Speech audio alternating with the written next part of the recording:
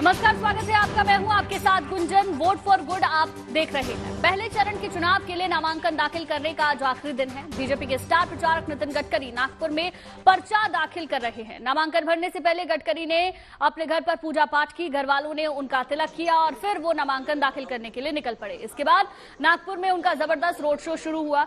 वो road show के बाद नामांकन दाखिल करने के लिए पहुंचे। अब देखिए, दो तस्वीरें इस वक्त आपकी टेलीविजन स्क्रीन पर है। पहली तस्वीर में आप देख सकते हैं नामांकन से पहले अपने घर पर नितिन गडकरी पूजा पाठ करते हुए नजर आए, और जो दूसरी तस्वीरें हैं आप देख सकते हैं, देवेंद्र फडणवीस भी इस दौरान नितिन गडकरी के साथ मौजूद रहे और भव्य रोड शो निकाला गया। तो पहले चरण के चुनाव के लिए नामांकन का आज आखिरी दिन है और ये सुबह की सबसे दिलचस्प तस्वीर निकलकर सामने आई है, जहां नितिन गडकरी पूजा पाठ करते हुए नजर आए।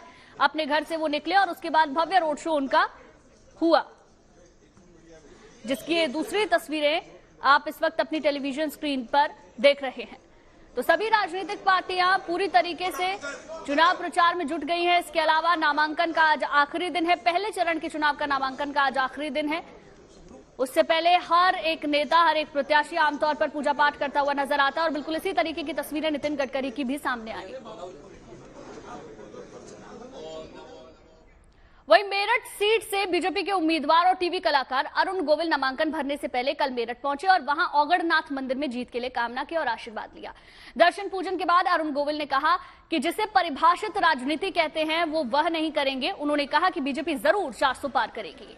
तो देखिए, अरुण गोविल की ये तस्वीरें जो मेरठ से सामने आई हैं, पूजा पाठ करने के लिए वो पहुंचे। नामांकन से पहले की ये तस्वीरें हैं और दर्शन करने के बाद उन्होंने नामांकन भरा। बहुत अच्छा लग रहा है। अपनी धरती पर आकर बहुत अच्छा लग रहा है और यहाँ आया हूँ तो कुछ करने के लिए। मैं यहाँ मेरे से जो भी हो सकता है, राम जी ने एक छोटी सी सेवा दी है मुझे।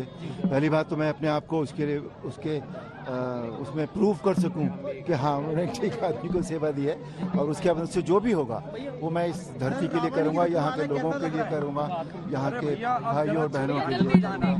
तो आप सबका सहयोग मुझे चाहिए होगा। उसके लिए मैं उम्मीद करता हूँ कि आप सबका सहयोग मुझे मिलेगा। वही लोकसभा चुनावों के पहले चरण में आज नामांकन का आखिरी दिन है। आज कई बड़े उम्मीदवार अपना पर्चा दाखिल करने वाले हैं। यूपी में बीजेपी और एनडीए के 6 प्रत्याशी आज नामांकन करेंगे। पीलीभीत से जितिन प्रसाद नामांकन करेंगे। तस्वीरों में आप देख सकते हैं अलग अलग नेताओं की ये तस्वीरें हम आपको दिखा रहे हैं। कौन कौन दिग्गज आज पर्चा भरने वाले हैं इन तस्वीरों में देखा जा सकता है। अनिल बलूनी आज अपना नामांकन दाखिल करेंगे। वहीं हरिद्वार की सीट से त्रिवेंद्र सिंह रावत अपना पर्चा भरेंगे। टिहरी की सीट की बात करें तो माला राज्य लक्ष्मी भरेंगे इमरान मसूद, ज्योति मिर्गा, सुधीर। कांग्रेस की जोरहाट सीट से गौरव गोगोई और सर्वानंद सोनेवाल, ये तमाम वो बड़े चेहरे जो आज अपना नामांकन भरने वाले हैं।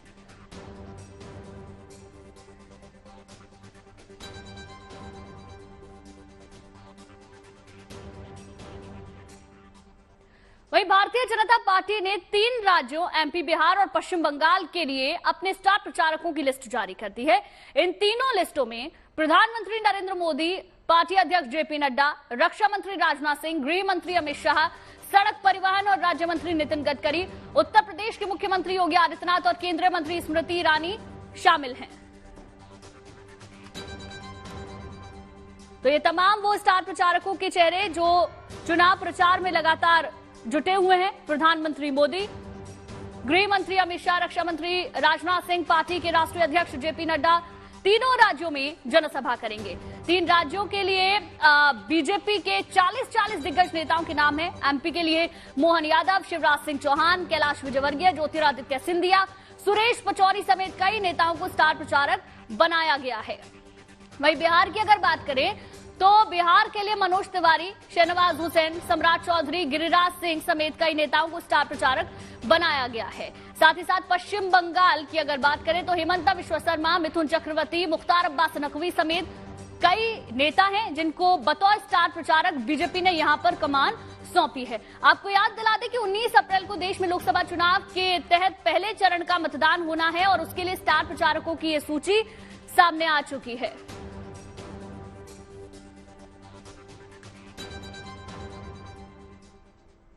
वही वोट फॉर गुड में अब आपको लिए चलते हैं चंडीगढ़। चंडीगढ़ में चाहे चुनाव अंतिम चरण में हो, लेकिन अगर चुनाव प्रचार की बात करें तो देश की 2 सबसे बड़ी सियासी पार्टियों ने यहां पूरी कमर कस रखी है।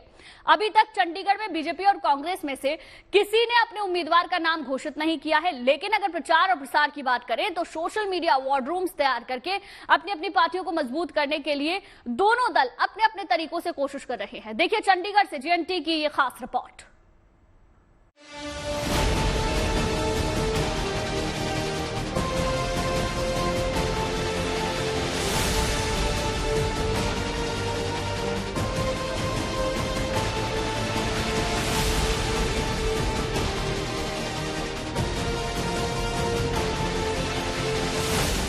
राजनीति के अखाड़े में कई वर्षों तक चुनावी रैलियों को शक्ति प्रदर्शन के साथ साथ माहौल बनाने में मददगार माना जाता रहा है। दशकों तक सियासी पार्टियां जन समर्थन की ऐसी ही तस्वीरों के जरिए प्रतिद्वंदियों पर मानसिक दबाव बनाती आई हैं। लेकिन पिछले कुछ सालों में सोशल मीडिया ने राजनीति की दुनिया का ये चेहरा बदल दिया है। अब की बार लोकसभा चुनाव में नेताओं को अपना दम ऐसी रैलियों से ज्यादा सोशल मीडिया की वर्चुअल दुनिया में दिखाना पड़ रहा है।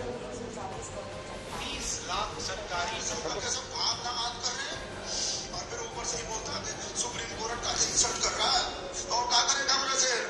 भाई साहब हमको तो ऐसा लग रहा है राम को लाके गलती कर दिया हमने से। इसका सीधा मतलब है कि नेताओं को जनता जनार्दन तक डिजिटल मंच के जरिए पहुंचना होगा, यानी social media, video conferencing, app, virtual rally, 3D holographic रैलियां, मैसेज और फिर व्हाट्सएप जैसे प्लेटफॉर्म्स का सहारा लेना होगा। चंडीगढ़ में उसी की तैयारी चल रही है। ये चंडीगढ़ के सेक्टर 33 में मौजूद बीजेपी के दफ्तर कमलम की तस्वीरें हैं, जहां पार्टी ने अपना इलेक्शन वॉर रूम बनाया है। वॉर रूम में पूरी तैयारी के साथ बीजेपी अपनी पार्टी की 10 साल की नीतियों को कैसे हर घर तक पहुंचाना है, उसके लिए सोशल मीडिया का सहारा ले रही है। भारतीय जनता पार्टी 365 दिन 24 घंटे इलेक्शन मोड पे ही रहती है। और आप हमारे प्रधानमंत्री जी की बात करें तो वो भी 365 दिन इलेक्शन मोड में ही रहते हैं। सोशल मीडिया की हमने पूरी यहाँ पे टीम बैठी है और हर विषय के ऊपर, हर पॉइंट के ऊपर जहाँ पे अलग अलग एक्सपर्ट बैठे हैं, सोशल मीडिया का आज बहुत इम्पैक्ट है सोसाइटी के अंदर। सोशल मीडिया आज अभी यहाँ से कुछ वारदात हो जाए या कुछ बात हो जाए तो वो 1 मिनट के अंदर न्यूयॉर्क में पहुंच जाती है, करोड़ों लोगों के वो पहुंच जाती है। इसका बहुत बड़ा रोल है। और जैसे कि मोदी सरकार की जो डिलीवरीज है, जो मोदी सरकार की अचीवमेंट्स हैं, वो सोशल मीडिया के थ्रू हम लोगों तक पहुंचा रहे हैं और भी पहुंचाते रहेंगे। बीजेपी के चंडीगढ़ दफ्तर में कंटेंट क्रिएशन और वीडियो एडिटिंग का काम जारी है। Slogan writing, social media post, reels जैसे सभी जरियों का इस्तेमाल किया जा रहा है। एक्स, इंस्टाग्राम, फेसबुक जैसे तमाम सोशल मीडिया प्लेटफॉर्म पर पार्टी को मजबूत करने के लिए पूरी टीम जुटी हुई है। प्रधानमंत्री जी के द्वारा जैसे 10 सालों में जो कार्य किए गए हैं, हम एक एक कार्य के ऊपर में सोशल मीडिया के माध्यम से एक एक मिनट की, चाहे रील हो, चाहे वीडियो हो, चाहे इंस्टाग्राम के लिए हो, चाहे यूट्यूब के हो, चाहे फेसबुक के लिए हो, उनके लिए सारा डाटा हमने कलेक्ट कर लिया है। और सारे डाटे को, चाहे वो युवा है, महिलाएं हैं, महिलाओं के लिए क्या काम किया है, यूथ के लिए क्या काम किया है, बुजुर्गों के लिए क्या काम किया है, उनके हिसाब से हम हर चीज को तैयार करवा रहे हैं। तो हमारी एक टीम है, यहाँ पर 20 लोगों की टीम है, जो जिसमें 4 लोग जो हैं एडिटर हैं, कैमरामैन है। हमने बड़ा हाई तरीके से काम किया है और हमारे साथ में बहुत वॉलंटियर ऐसे हैं जो प्रोफेशनली काम करते हैं, जो हमारे साथ जुड़े हैं, हम आगे काम कर रहे हैं। स्पेशली जैसे हमने मीडिया के लिए भी पूरा एक लाइव स्ट्रीम का एक सिस्टम शुरू कर रहे हैं हम। 1 जून को अंतिम चरण में चंडीगढ़ की 6.5 लाख जनता को लुभाने का कुछ ऐसा ही तरीका कांग्रेस पार्टी ने भी अपनाया है। कांग्रेस के चंडीगढ़ दफ्तर में सोशल मीडिया के जरिए विरोधी पार्टियों को कड़ी टक्कर देने की तैयारी चल रही है। बीजेपी की सोशल मीडिया टीम को जवाब देने से लेकर अपने नेताओं और पार्टी के संदेश वोटर्स तक पहुंचाने जैसे हर खास काम के लिए टीम में अलग अलग सदस्य की जिम्मेदारी तय कर दी गई है। देखिए, वॉर रूम हमारा यहाँ पर तैयार हुआ, उसमें हमारे साथी यहाँ पर बैठे हैं, यंगस्टर्स जो बैठे हैं। अगर आप पहले नजर मारेंगे, ये जिशान उल हक हैं, और ये सारी जितनी प्रेस कटिंग्स होती हैं, जितनी रोज हमारे न्यूज़पेपर्स में आती हैं, सारी उनको कलेक्शन करने का काम, फिर उसको सर्कुलेशन का काम इनके जिम्मे लगाया गया है। उसके बाद हमारे साहिल दुबे जी हैं, ये सारा डेटा कलेक्ट करते हैं, जितना डेटा करके उसके बाद उसको डाटे को जो सर्कुलेट करने का काम डिफरेंट ग्रुप्स के अंदर है वो इनका है। आगे गुरदर्शन जी हमारे वॉर रूम के चेयरमैन हैं, वो BLA की जितनी हमारी अपॉइंटमेंट्स वगैरह उनको देख रहे हैं, उनको सारा कंटेंट जो है BLA को जाना, ब्लॉक बूथ लेवल असिस्टेंट है उसको जाता है। उसके आगे हमारे वासु जी बैठे हैं, वो वोटर लिस्ट का काम देख रहे हैं, वोटर लिस्ट के सारे पेजेस हमारे BLA तक पहुंच रहे हैं, उस चीज को इंश्योर कर रहे हैं। और लास्ट में हमारे साथी बैठे हैं, और वो सारा जो पोस्टर्स हमारा कंटेंट बनना है, क्या बनना है, क्या उस बारे में सारा कर रहे हैं।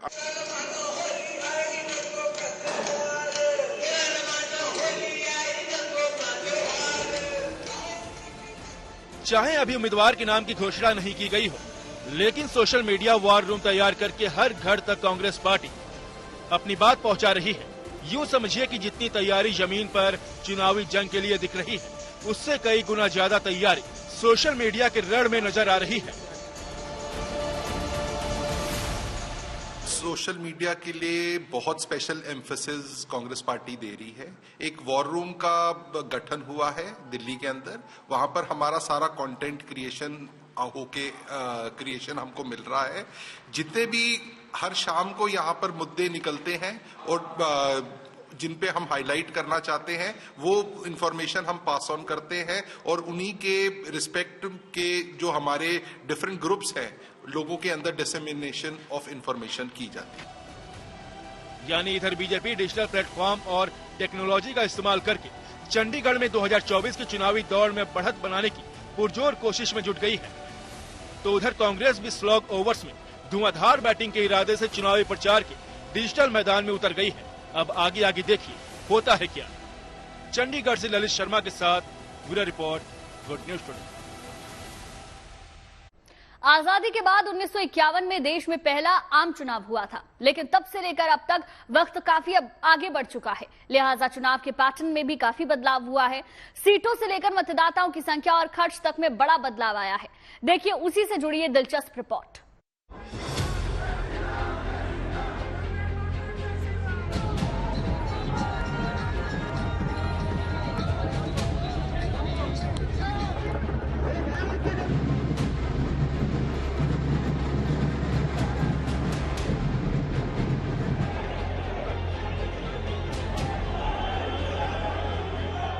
जब भी कोई चुनाव होता है तो ऐसी तस्वीरें आम होती हैं।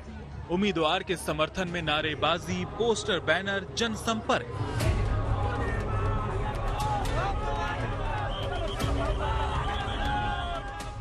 इस साल होने जा रहे लोकसभा चुनाव को लेकर भी ये सब दिख रहा है। उम्मीदवार पर्चा भरने जा रहे हैं तो उनके साथ पूरा लाव लश्कर दिखता है।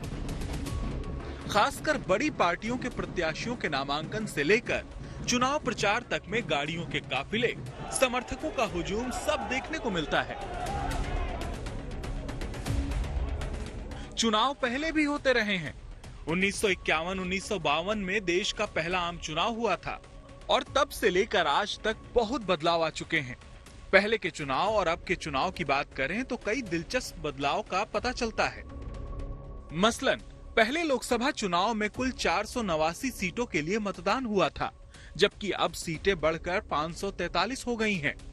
पहले आम चुनाव में वोटरों की तादाद 17 करोड़ 32 लाख के करीब थी, जबकि 2024 के चुनाव में वोटरों की संख्या 97 करोड़ पहुंच चुकी है। देश का पहला चुनाव 68 चरणों में कराना पड़ा था, जबकि अब अमूमन 7 चरणों में चुनाव संपन्न कराए जा रहे हैं।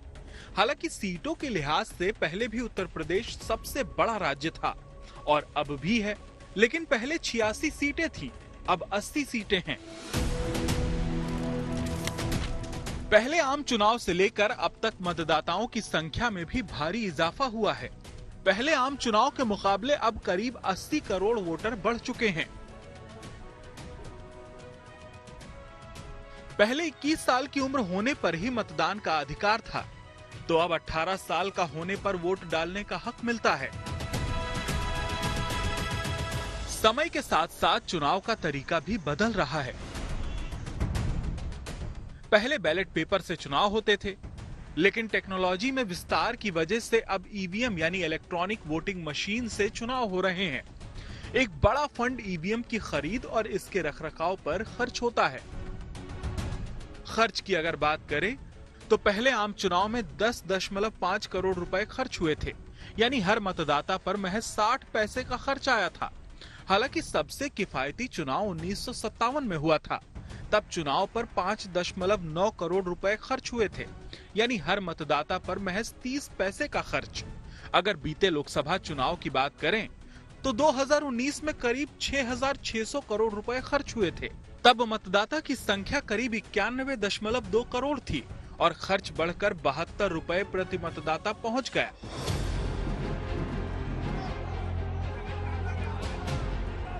राजनीतिक दलों की ओर से बीते कुछ साल में चुनाव के दौरान धन बल का ज्यादा इस्तेमाल किया जा रहा है।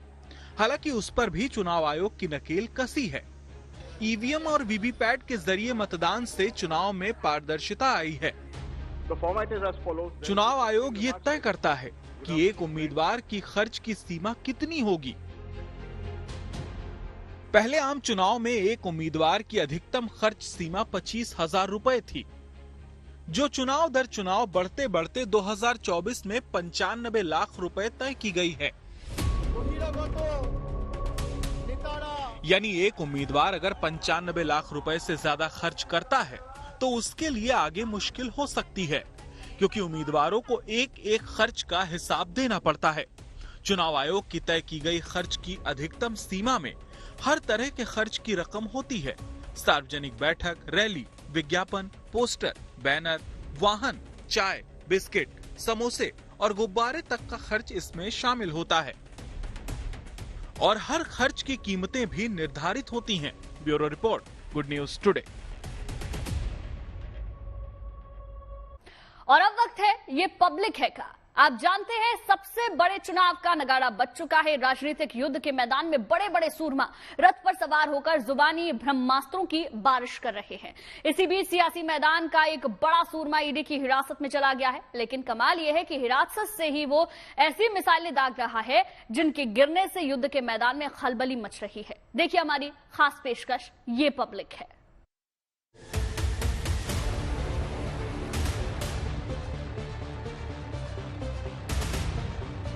शांतिपूर्ण प्रोटेस्ट रोका जा रहा है।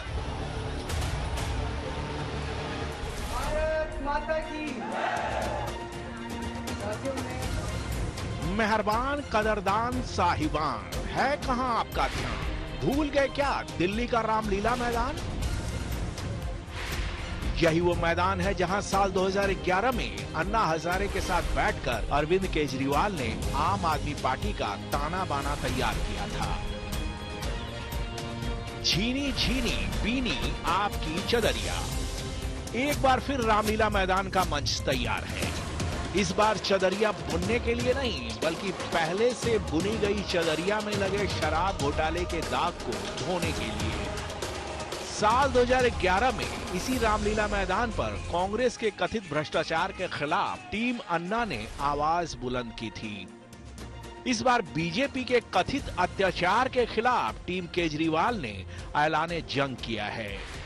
भाजपा सोचती है कि शायद पुलिस के दम पर इस आवाज को दबा दिया जाएगा, लेकिन अब ये आवाज और बुलंदी के साथ 31 मार्च को 10 बजे रामलीला मैदान पहुंच रही है। पूरे दिल्ली से तैयारी हो रही है, रामलीला मैदान लोग पहुंचेंगे और पूरे देश भर से इंडिया अलायंस के जो प्रमुख लीडर्स हैं वो सब रामलीला मैदान पहुंच रहे हैं। अब रामलीला मैदान से लड़ाई पूरे देश में पहुंची। अब तो लड़ाई छिड़ चुकी है, दोनों ओर से तलवारें खिंच चुकी हैं। केजरीवाल ने केंद्रीय हुकूमत के सामने साफ कर दिया है कि चाहे जेल में डालो या काला पानी भेज दो, जनता की सेवा का जो कीड़ा अंदर कुलबुला रहा है उसे मार नहीं पाओगे। जनसेवा का ऐसा जुनून आपने देखा नहीं होगा। ईडी की हिरासत में भी अपनी चिंता नहीं है, बल्कि चिंता ये है कि दिल्ली की जनता को पीने का साफ पानी मिल रहा है कि नहीं, मोहल्ला क्लिनिक में मुफ्त दवाइयां मिल रही हैं कि नहीं। इसीलिए आतिशी मारलेना और सौरभ भारद्वाज दोनों को हिरासत से ही निर्देश भेज दिया। ख्याल रखो हमारी जनता का, भरोसा नहीं है ना अपने मंत्रियों पर। ईडी की हिरासत से मुझे बतौर जल मंत्री डायरेक्शंस भेजी हैं, आदेश भेजा है। कल जब ये कागज उनकी डायरेक्शंस के साथ मेरे पास आया तो मेरी आंखों में आंसू आ गए। एक विषय उनके दिल के हमेशा बड़ा करीब रहा, दिल्ली की स्वास्थ्य व्यवस्थाएं, कि दिल्ली के अस्पतालों में समय पे इलाज मिले, गरीब को भी मिले, मिडिल क्लास को भी मिले, मुफ्त इलाज मिले, मुफ्त दवा मिले, मुफ्त टेस्ट मिले। केजरीवाल के उच्च स्तरीय त्याग की कहानी सुनकर मन अनायास ही भावुक हो उठता है। आज के युग में कहां हैं ऐसे महान राजनेता, लेकिन विरोधियों को तो हर बात में चुहलबाजी सूझती है। आप वाले महानता की हवा भरकर केजरीवाल का गुब्बारा फुलाते हैं और बीजेपी वाले बेमुरव्वत उस गुब्बारे में पिन मारकर खेल खराब कर देते हैं। ये वही मोहल्ला क्लिनिक है जहां पर माननीय मुख्यमंत्री अरविंद केजरीवाल जी के राज में घटिया दवाइयां बंटती थी, नकली दवाइयां बंटती थी, फर्जी पैथोलॉजिकल टेस्ट होते थे। और आपको याद होगा, डॉक्टर्स पेशेंट को नहीं देखते थे, एडमिनिस्ट्रेटिव स्टाफ देखता था। आज ये बनावटी सहानुभूति के लिए प्रेस कॉन्फ्रेंस करी जा रही है। भाई ऐसे कैसे चलेगा? एक तो बंदे के पीछे ईडी, सीबीआई सब लगा दिया है और दूसरे उसके मोहल्ला क्लिनिक का मजाक उड़ा रहे हैं आप लोग। और अगर हिरासत में उसे दिल्ली की जनता की चिंता होती है तो उसकी भी शिकायत भागे भागे जाकर एलजी से कर देते हैं। मैंने एलजी साहब से रिटर्न में कंप्लेंट दी है, इसके ऊपर तुरंत कार्रवाई की जाए। परसों जो चिट्ठी दिखाई थी वो चिट्ठी फोर्ज है, फैब्रिकेटेड है, क्रिमिनल कॉन्स्पिरेसी है।